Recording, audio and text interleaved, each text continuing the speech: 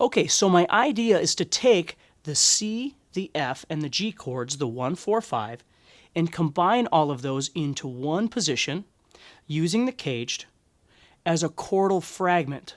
Okay, so remember there's three essential rules to using CAGED. We're either going to be using the CAGED to create chordal fragments. Okay, the second thing we're going to be doing is chordal improvisation. And the third thing is, of course, soloing. So right now we're looking at how we can take those three chords and play those three chords in really literally any position on the fretboard.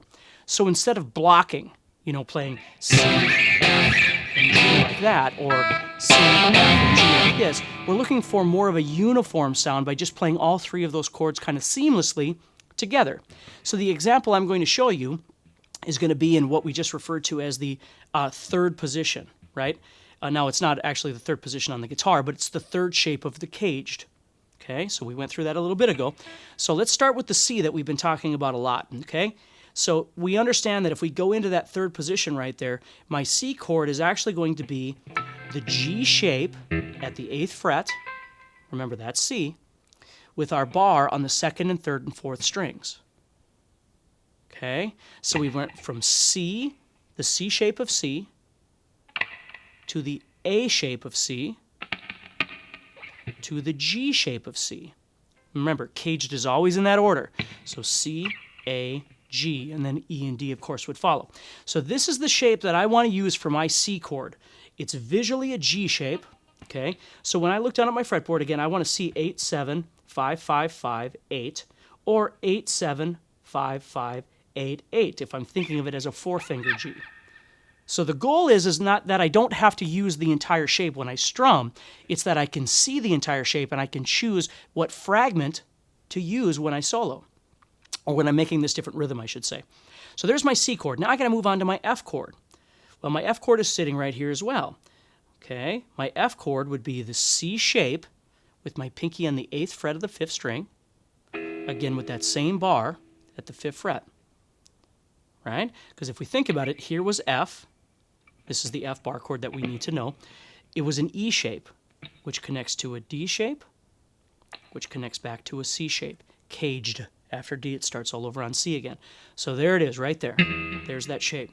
So I want to see the C chord and the F chord, right? Which at this point are the G shape and the C shape.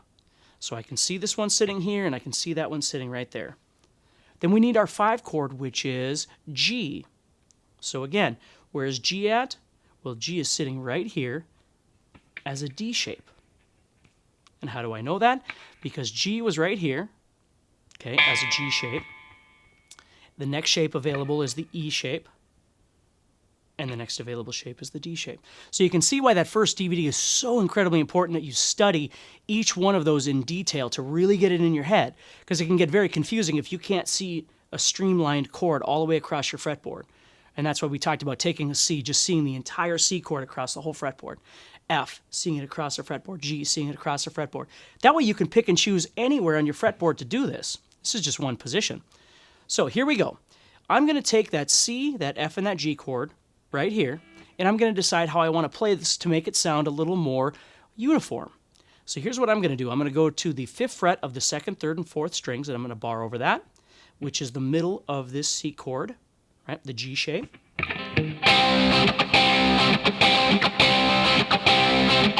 So there's my C chord. Here comes my F chord, my 4 chord. Okay, well that's sitting right here. Now, instead of playing this entire shape, what I'm really going to do is just play those same 3 strings. I'm going to play the 2nd, 3rd, and 4th strings, which means I'm going to play my middle finger here on the 6th fret of the 2nd string, my ring finger on the 7th fret of the 4th string, and then my bar. I'm just leaving my bar there because I'm going to be going back to C anyway. Okay, so I've got my C chord, my F chord. Now, this is a great thing because, again, this was what I was referred to when I was younger as the 70s chord because every band played it. You know, Doobie Brothers and Kiss and so many other bands, Ted Nugent, Aerosmith, and I never understood what it was. Well, that's what it is, obviously. It's that C shape of the 4 chords. So I'm going from the 1 chord, the C chord, to the 4 chord. Then I got my 5 chord coming. I have that G chord coming up. So my G chord is sitting right here, as a D shape. So I see that right there. But again, I don't need the entire thing. I just want those same 3 strings, the second and third and fourth strings. So I'm going to play G like this. So I'm playing 5th fret of the 4th string with my first finger. I'm playing 7th fret of the 3rd string with my ring finger. And I'm playing 8th fret of the 2nd string with my pinky. I'm just not playing the 1st string right now. So I have 1, 4, 5, 1. Okay, C, F, and G. Now what's really cool about that is it sounds, there's a lot of continuity between those 3 chord shapes. So if you had somebody that was playing this,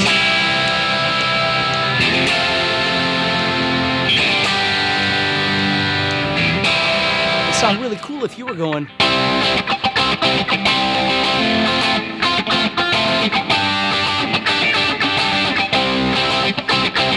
Okay, now I'm going to take that same idea and I'm going to expand a little bit by trying to add something a little more colorful to it, to change it up just a little bit more. So I'm going to take those same 3 notes I played on the C chord there, okay, but instead of just using that, I'm going to add my pinky on the 8th fret of the 2nd string. Now why can I do that? Well, the reason is because if you think of the 4-finger G chord, right, you have these 2 sitting on the bottom. Well, if I take that and I hike it up to C, of course its bar would be sitting right here. Okay, where the 3rd finger is right now is on the 8th fret of the 2nd string. So I'm going to use that note. I use it all the time when I play. So I've got my little bar here that I was doing before, but I'm going to add my pinky on that 8th fret of the 2nd string. Now, it doesn't sound much different, of course, but now when I go to that F chord, the 4 chord, when I add this on, I'm still going to keep my pinky there, so I get this.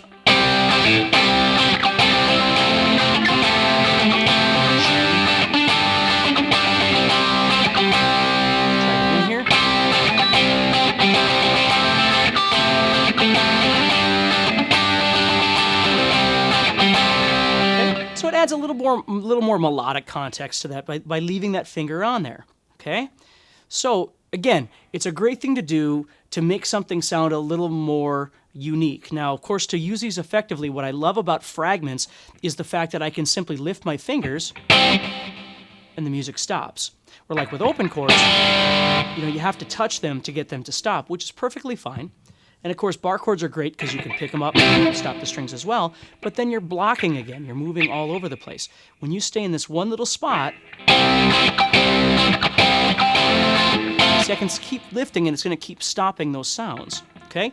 So that's the first thing I want you to try and explore now is collectively putting those 3 chords together in the key of C and seeing how they work together on those 3 strings. Of course, the added benefit to this is once you start seeing all of this and you really understand a little bit more about, the key of G or the key of A or whatever, the great thing is you've just now figured out how to do this for the 1, 4, 5 for every single key, right? Because if you want to be in the key of D, you would just move up here and do the same thing.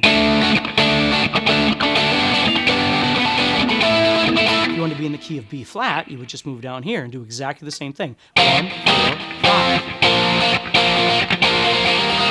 So there are multiple benefits to this because everything is movable, right? So once you collectively learn how to put together one position and the chords that you're looking for, if you were in another key, you could just move to that position as well in that key, and the same thing would function. So good luck with that.